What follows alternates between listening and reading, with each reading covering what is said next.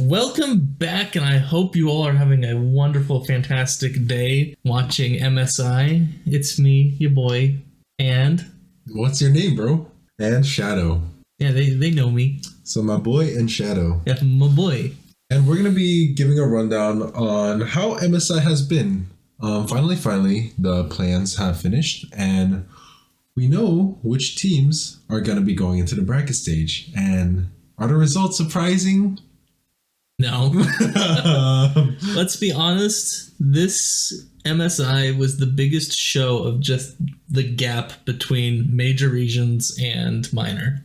It's been the same trend every year. The trend continues. I feel like... At Worlds, I feel like there's a little No, I agree. Like, I think the trend is the same, but just especially this MSI play-ins, it would just... The trend was so obvious. Just how one-sided the minor regions compared to major regions was huge.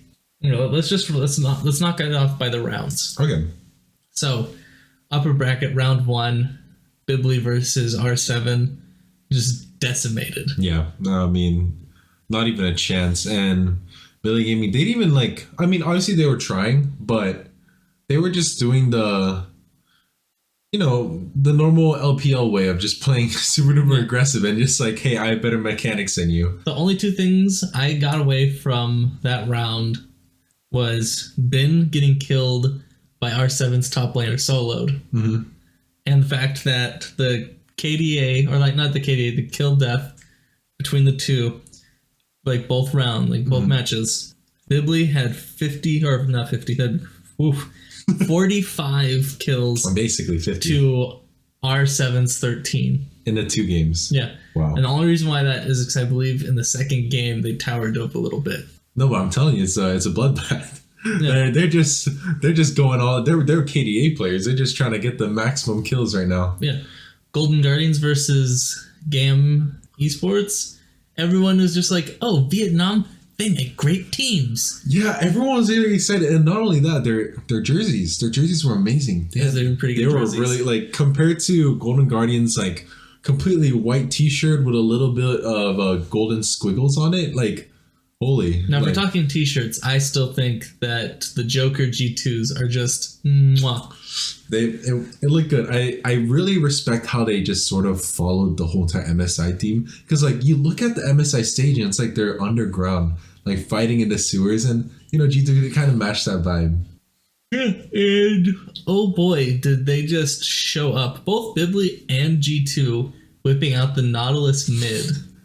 Caps did it first. Yeah, well, Caps has done it he's like notorious for like weird mid picks. Yeah. But it's to the point where, like, Bibli's mid laner picked it up, and then Faker's been seen doing it in solo queue. It's like the trend. You know how everyone always does what Faker does in the mid lane? Yeah.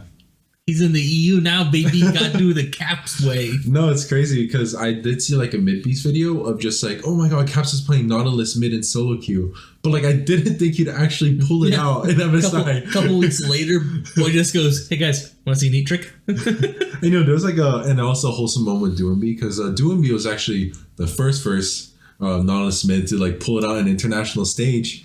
And it was just like a really cute moment because it's like, oh, they're like copying me. And then I think Doomby and G2, they like had a slight Twitter conversation being like, hey, like if you ever need a coach, like, and I was like, G2's like, yeah, if our coach gets sick of Caps picking random shit all the time, then yeah, we'll hire you.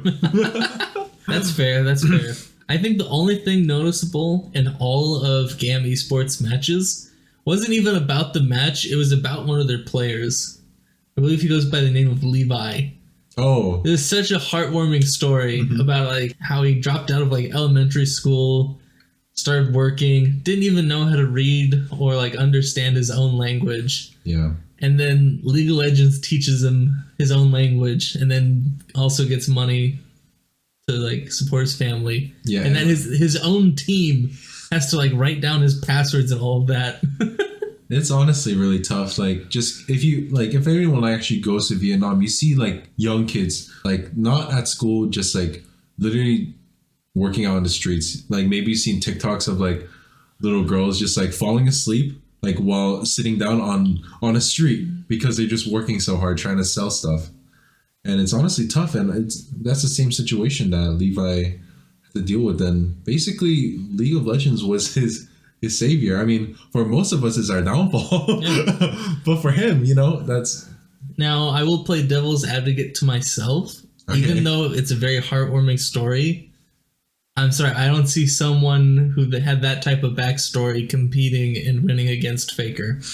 I'm sorry, it's the dark side of my brain sees it that way, and that's why I think it almost isn't even fair for a lot of the minor regions. Yeah. I mean, they're so far away and they're not very connected with I feel like the major regions are very connected with each other. We'll have a lot of players boot camping in their own regions. And also, if you know China, they can easily play on the Korean server, like easily. And Korea, it's like, hey, sure, I'll just play in this Chinese super server. They're all very much connected and have a lot of experience with each other. But these minor regions, the only experience they get is the players that they just get from Korea. They're like, hey, you're Korean, and you're good. Hop over. Yeah, hop over. But that's really all the experience they get. I feel like at one point, minor regions, they could make a difference. Mm-hmm. PSG Talon has always been one of those teams where everyone's just like, oh, they be careful, they'll upset you. Yeah. And if anything, watching them at MSI this year, there's starting to be a very fine gap between them. Absolutely. It was very weird. I have to say it's very weird because I saw the G2 versus PSG game and I was like, okay, compared to the other regions, PSG, they still put up a fight. They're compared. It's like PSG way better than the other minor regions, but at the same time, Loud being way better than DFM, right? And you see this, it's so funny. They go into the lower bracket, right? Loud destroys DFM and then go against PSG, and then PSG destroys Loud, and then PSG goes up, to finally maybe get the chance to get to the bracket stage, meet Golden Guardians, and PSG just gets destroyed by Golden Guardians. Yeah, this is how big of a blowout I feel like this play-ins was. There was only 2 matches, or 2 rounds in the entire play-ins where it wasn't a 2-0 or a 3-0. And it was Bibli Gaming versus Golden Guardians and GAM versus R7. Those are the only 2 verses where it actually was somewhat back and forth. Yeah, and the only one that was hype was a Billy versus Golden Guardians, because if you're lower bracket at the very bottom and you're tight, and it doesn't matter, because even if you guys fight and you guys are so close to beating one another, you're still at the bottom of the barrel. You're not gonna make it out of. Yeah, you have to fight a long ways. It just doesn't matter, you see R7, they beat GAM Esports. Sorry, GAM Esports, you almost beat R7, but you couldn't. But it doesn't even matter because R7 go into Golden Guardians the next game and just get completely decimated. I do feel sorry for R7, or not R7, GAM Esports and Detonation Focus Me. Especially Detonation Focus Me. They immediately, they played 4 games in play-ins and just got completely decimated. Yeah. Kinda. I feel like the PSG Talon one, they had chances of winning, but couldn't. And I feel like they just lost hope against Loud, and they were just we ain't making it out. Yeah, and when you say 4 games, they're literally 4 games. So 2 sets, but just 4 games. Yeah, technically GAM is somewhat better because they at least got a 5th game. Man, we play more than 4 games a day. Yeah. It was kind of big. Oof. And I think the biggest key thing that I noticed between the major and the minor regions is honestly jungle. I have to say that. When you see Golden Guardians go against other teams, you always see River just always getting the initiative. Sure, all the lanes might be even, but who's getting the dragons? Who's getting the Rift Herald? There's always someone that's, the jungler is always the one that's maintaining the tempo for their team. And from what I've noticed is that Golden Guardians, they just did that better. I will say I agree with you on the jungler, but I feel like also the way to properly win isn't just having a really good jungler, which a lot of the major regions have, but having a solid ADC. Yeah. Because I feel like a lot of these games are getting somewhat into like the mid to late game, and a really good ADC or a Fed one will just make or break a team. Now that you say that, do you think that maybe because it was super duper one-sided between major and minor regions, because compared to previous seasons, there are only specific rules that actually have an impact? Because if you look before, like, well, mid lane has an impact, top lane has an impact, all these like rules have an impact. But I have a feeling that like right now, this season, this meta, it's mostly focused on jungle and ADC. Yeah, that could be it. So like if a team has a better jungler and a better ADC, just like you have no chance of winning. You know what I mean? That is fair. It would explain it a little bit. And honestly, I kind of wish there was more pressure top. Yeah, top is just like, we're playing tanks. We're gonna play for the team. It's boring. Just pick Scion, go full tank. You can't die. GG, game over. And I feel like, it was. I honestly, I get enjoyment out of watching League, it. Yeah, of course. And I really enjoy watching international games because you get to see like how good everyone else is. I got none of that watching plans. Yeah, I'd say it was only fun at the beginning because we got to see the major regions in action. And come on, I have to say, like, watching, like, especially like G2 and like Billy, like, just because of their aggressive playstyle and weird picks like Nautilus mid, I enjoy watching and that. And Kha'Zix, which I was happy for that. It's fun. And that's why if you look at all the clips on Twitch, like the most popular clips were on the first day of MSI, and then the rest they don't show up. You know which one clip should have been more famous? Why? Or should have gotten more notoriety? Which one? Licorice actually playing Kennen correctly. I'm sorry, I'm not forgiving him for that. Okay. he played him so poorly during playoffs in the LCS. I feel like he just made it up to himself. Just like I have to be able to play this champion.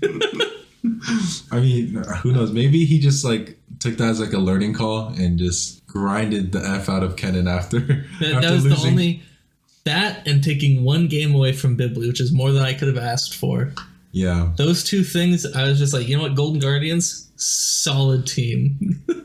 They're a solid team against minor regions, but if we look into the future of the bracket stage now, which is going to be very exciting, I don't think Golden Guardians have a chance. First off, let's talk about the build-up to the drafts. Okay. So, Niski. Oh, okay. No, that's okay. What? Niski. Yeah. I thought it was a P this whole time. There's no P. I swear to God, I thought it was a P. I'm so dyslexic. A P and a Q are just like best friends. No, it's okay. It's like the funniest part. Okay. Anyway, so Nips. Fuck. No, you know what? Just go ahead. I don't care. Okay, my boy Nip. Nick. We'll go with my boy N. Please don't call him Nip. Please don't. Nippy boy. Nippy boy from London. Anyways, he tweeted jokingly before the drafts, or not drafts, but like the picks for bracket of it would be funny if like what was it? Otomame. Yeah, Otomame would like pick really badly for EU because he was the one who was basically randomly picking who would end up against each other in the first round of the upper bracket. Yeah, and lo and behold, he actually picked horribly for EU. Like, oh my god. So G2 against Gen G. I'm actually excited for that game, not going to lie. I think Gen G will win, but is it a best of 3 or best of 5? Should be best of 5. Should be. If it's a best of 5, I want them to at least take 2 games from Gen G. If it's a best of 3, I want them to win the first game, and then they can lose the first. And then they can lose, yeah. And then Korea can do their thing where they adapt. Yeah. Okay. Let's take them by surprise. Mad Lions versus T1. It's going to be clean sweep. Mad Lions ain't winning a single game. Rip. I mean, I think they could take one. No, I refuse. El Yoya, though. T1. I don't even need a list of players. You know how good of a team you can be, like player individually wise, to have your whole team be the number one pick for all pro in your region? You're right. I can only list one player in Mad Lions. Maybe Carzy? No. Okay. No. I reached for it. Now, the one I think is a 50-50, the only 50-50 out of everything, is I honestly think it's going to be Bibli Gaming versus Cloud9. Mm-hmm. I think it's a 50-50 coin toss on who can win and who can lose. Cloud9, let's go. NA. Yeah, honestly. NA copium. Like, if they win, I'm ecstatic. Mm-hmm. If they lose, I hope they at least win 1 or 2 games. This is the battle of the better blue team. Basically, Gen G versus JDG versus Golden Guardians. Golden Guardians, let's go. GGEZ. See you in the loser bracket. Now we're talking about Licorice is gonna destroy 369. Sorry, I can't believe I said that out loud.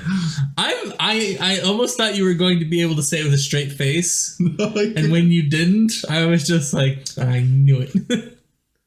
But when you boil Stixxay is gonna destroy Ruler. When you boil it down, it's basically Europe versus Korea and NA versus China. No, straight up, like this, Onomami made it boring, okay? That's what I would say. Like, he should have mixed it up a little bit, okay? No. Okay, so this is where it gets fun.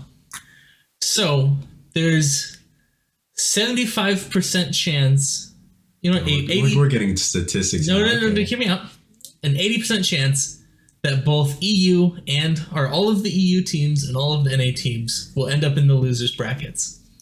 So that 20% is if Cloud9 beats Bibli. Yeah. I was going to say 75, but I was just like, even M&S thinks Sven might fudge it. You don't know. It's valid. It's valid. So, but after round 1, the loser bracket is going to be a banger. Round 1 loser bracket is going to be EU versus NA. And anytime we face them internationally, like it is, sometimes I don't even watch the game. I just watch the Twitch chat. That is some of the most racist stuff I've ever, like, we go hard at, like, you think since we both countries speak English that, like, or like nations, like it would be a little bit more of just like, oh, let's go get the, no, it's like, hey, you wanka, hey, you fix your teeth. Okay, don't get specifics because we don't want to get canceled, but that's how it goes. It's funny because like both countries are, you know, dominated mostly by white men, white people, right? Yeah. We still just manage to be racist to each other. Stop eating McDonald's, you fat ass. Stop being an inbred. So I'm honestly so excited for losers brackets. I never thought I would say that internationally, but loser brackets is going to be the most entertainment I'll have probably until Worlds. Man, you're gonna be typing there too, I bet. No, I'm purposely going to unplug my keyboard. Oh god.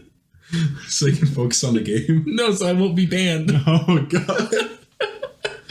No, but I think you're right. Like when we like, and just like even in game, when you watch NA versus EU, it's not boring. You know, it's not just like, okay, like whoever scales better, who has better draft. Man, they play like it's personal. Like they will just like fight. It's gonna be so good. I want to see Blabber versus Yike. Blabber versus Yike. I want to see. I don't think we're gonna be able to see it, but I want to see Blabber versus Elioya. I feel like that'd be competitive in the jungle. That would be. Honestly, if I don't know, I still want to see C9 versus G2. That'd also be lit. Okay, but let's be straight up honest here. Just you go first. Who's gonna be making it out of round 1? And moving on to the second upper bracket. Gen G T1, undecided. JDG. Decide. Cloud9. Okay. Now here's my take. Cloud9 will meet G2 in the lower bracket round 2. Holy crap. The prediction god. It's gonna happen. Okay. I'm gonna have copium just to make it more exciting. G2. Okay, no. The reason I say this is okay. I want a firm backing on why you're just going to throw Genji in the bottom. I think G2 have like a very overwhelming early game. And also they just had a very overwhelming draft. Okay. And I don't think Korea's used to that. I don't think Korea's used to They've been playing a whole split against T1. Okay, but can I defend that? The finals, T1 played a very cookie cutter team. That's why they lost. Exactly, but G2, they're not cookie cutter. They will try random shit. I think they'll definitely just like expose Genji with their pants down. I think there's a possibility where, because like for example, also Peanut, I think he's a great jungler, but I think he's more macro. Yeah. Right. But I think, Yank is also a good jungler as well, but I think he plays more aggressively with the team. Less. Well, let's be fair. Like, you want to be more aggressive when you have a Draven one trick, a Jack of all trades mid, and a Darius main. That's what I'm saying. That's why. Like, if that isn't like your dream jungle toxicity right there. No. So for the copium, I think G2 can overwhelm Genji and barely get to upper bracket round 2. Mad Lions versus T1. I think Mad Lions can get one game. Okay. I was about to say, if you say Mad Lions would win, no, I'd smack the shit out of you. Okay, I think they can get one game, but T1 they're gonna win because they're T1. But do you just want to see T1 versus G2? Yes, definitely. I didn't think about that, but yes, I do. First one to lock in Nautilus is a sore loser. Okay, Cloud9 versus Billy Gaming. Cloud9. Yeah, Cloud9. I mean, it's gonna be a solid game. I'm honestly the best. Now that I think about it, as much I think for that game, I'm going to be excited to see Bin versus Fudge. Yeah, but that's a thing. That's why I like kind of pause aside for a second, because Bin just became a beta tank main. Like, he's no longer an alpha Fiora Irelia Jax top lane. Like, he's gonna be a beta top lane picker. So that's why I don't know if it'll be exciting enough. But for Fudge is I feel like he'll pick a tank game 1, win game 1, but Fudge will have trash talked his way into just shitting on Bin to where game 2 they both lock in duelists as the better man that wins. Oh, if I want to see Fiora versus Jax, that would be lit. But I definitely think Fudge will either pick Gwen or Fiora. I think he will be confident on these duelists because, he's been grinding these duelist champions to, compete against the best in international. I don't think he wants to just pick a tank, JDG versus, JDG is going to win. Yeah, I'm not. As much as, I'm all hyped for Golden Guardians and their epic run. Yeah. The line draws there, bud. I agree. I want to get more specific on Golden Guardians. It's that their comp worked against minor regions. They would pick a tank top, pick a tank mid, go hyper-scaling bot lane that, and, an early game jungler. So the early game jungler will facilitate the bot lane to scale, and the mid lane and top lane, they don't die because they're just tanky and they scale and they're going to be good later. But I'm still upset on game 3 when they played against Bibli. That third game draft was just horrendous. Yeah. Morgana, which I feel like is a solo queue only champion. And that's fine. It can be a solo queue champion. Pro play wise, I feel like you locked out, you stun one person, or you root one person. Not even stun, you just root one person. That's it, really. Yeah, I mean, Morgana, first of all, she's an early game support, right? And now that I let that out, there are so many better early game supports, right? There's Nautilus, Set. His Set is really good, right? Also, I don't like Poppy top and Jarvan jungle. I feel like it just is an awkward duo. Yeah. Because say the Jarvan engages, or is trying to engage, and then Poppy just launches him somewhere else, or like tries to stun him against the wall, and it gets awkward. Like, you can see what they're trying to do, right? With the Jarvan wall into the Poppy stun, but it's too obvious. Well, and not just, it's just a single combo, and let's be honest, an easy flash can fix that. Yeah. And it just made me upset. Also, I feel like Stixxay is not performing the same way he did at playoffs. Oh, you think so? I feel like if I had to list someone, you think it would be Licorice as the worst player right now, but I honestly think it was Stixxay. Stixxay, really? Like, he got a penta against one of the minor regions. Yeah. But I'm not really counting any of the minor region fights right now. I'm just counting the 3 games against Bibley. Game 1, Elk basically shit on them. Game 2, I feel like it was more of just a team diff. Game 3, just decimated. But, like, can you blame him, though? Because look at how Golden Guardians are drafting. Tank top, tank mid. There's so much pressure on this ADC. Yeah. It's expected for him to break at some point, especially into strong teams like BLG. And that's why I'm saying I think Golden Guardians, this is where they're going to fall, because they have... Sure, tanks are great, but into these major regions, they know how to play the early game. They know that tanks are weak early. And, like, even though these, like, laners, or these solo laners are like, hey, I'm just going to have a passive lane. No, they're not going to allow that. Get out of here. Then, like, the GDG's not going to allow that, and Ruler, the skill gap between Ruler and Stixxay, I think is just massive. It's pretty big. But with all of that, there is something that I would like to say. What is that? Because it happened about like almost at the beginning of this week. Oh. Or last week, kinda. Yeah. But before that even, a while back ago, when we were talking about in the LCS here, that a certain support that was going to look for jobs over in the LEC, I said, I think it would be funny if he joined FlyQuest. And, lo and behold, who joined FlyQuest? Shadow? And you said it would be a dumb idea? Who was the genius? Me. Did I say it was a dumb idea? Maybe. Okay. Yeah, pop off. Vulcans on FlyQuest. FlyQuest is now God tier. So you think their team with no weaknesses next split? Well, they had 2 weaknesses. One was Vikla needed to just calm down. Yeah, just take a deep breath. Hey, sit. Don't chug 5-hour energy drinks before playing. Damn it, Chug. Drink some nice Earl Grey tea.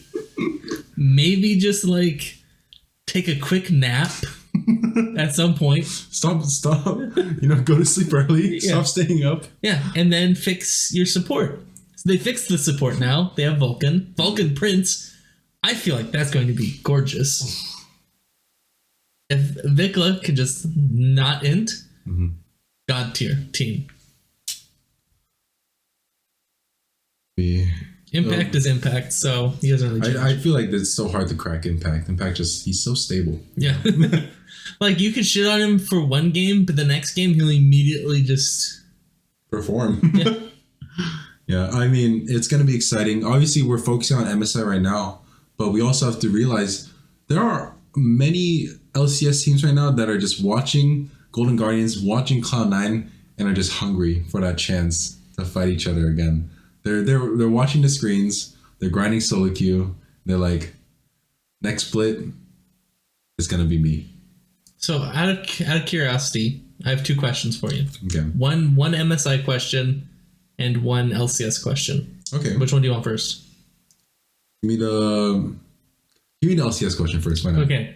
So, do you think Golden Guardians will be in the top 3 picks when they like kind of guess which teams will be the best before summer split? Yeah. I mean, like, do I think the casters and the analysts are going to pick Golden Guardian? Yeah.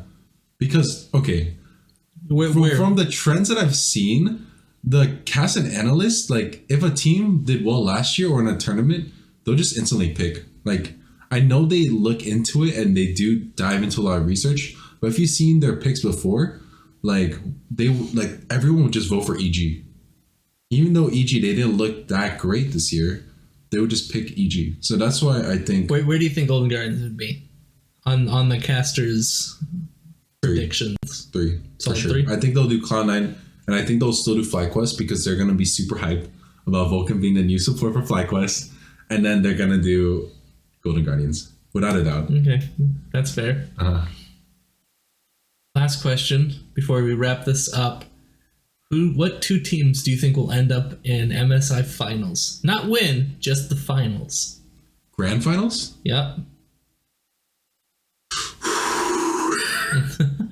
You know what? You can give me 2 answers. You can give me a legit answer you think and a copium answer. Okay. Legit answer. Honestly, I'm gonna have to go with the one you told me before. I think it's gonna be Genji versus JDG. Yeah, it seems a very stable one. If not, Genji T1 versus. The storyline is too great. Yeah. I don't know. Like, if not Genji T1 versus JDG. Yeah, but at the same time, I think Billy also have a chance. Just because they got Bin, that's also the hype around that. But okay, now if we're going copium, T1 versus Cloud9. Yeah, that's what I was going for too. No, that's gonna be real. That's gonna happen. It's gonna happen. T1 versus Cloud9. MSI Grand Finals. Cloud9 win 3-2. Yeah, well, hopefully they'll believe this just as much as we believe that grass doesn't exist. Yeah, nailed it. Good one.